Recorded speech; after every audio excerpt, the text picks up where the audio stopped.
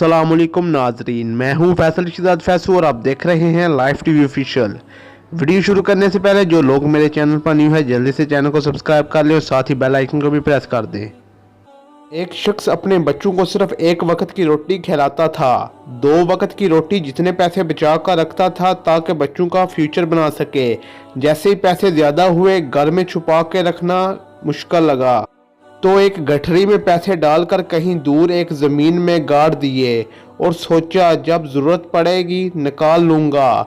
वापसी पर उसको मौत वाक़या हो गई और वो राज उसके साथ ही दफन हो गया और उसके बच्चे वक्ते मामूल एक ही वक्त की रोटी खाते रहे।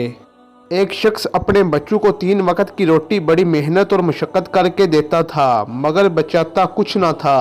एक दिन उसके पास एक वक्त का भी खाना मौजूद ना था और वो बहुत परेशान हालत घर से निकला। चूँकि बारिश हो चुकी थी तो बारिश के बाद ज़मीन से एक खाम नुमा जो सब्ज़ी निकलती है वो सिर्फ बारिश के बाद ही बारिश के पानी से बनती है। उसने वो देखी तो सोचा आज इसका खाना बना लेते हैं और गुजारा हो जाएगा।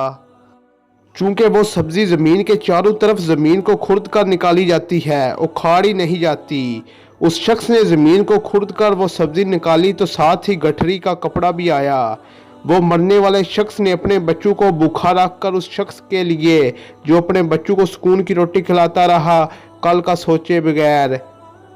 रजब की कहानी का मतलब सिर्फ इस बात को समझना था कि परिंदों की तरह अल्लाह पर तवक्कल रख लो, वो कभी भी आपको किसी भी राह पर गिरने या झुकने नहीं देगा। बस अपने जिस्म पाक, दामन पाक और दिल नीयत को अच्छा रखो। तहरीर रजब अक्कास। अल्लाह पाक सब मुसलमानों को सखी और बांटने वाला बनाए।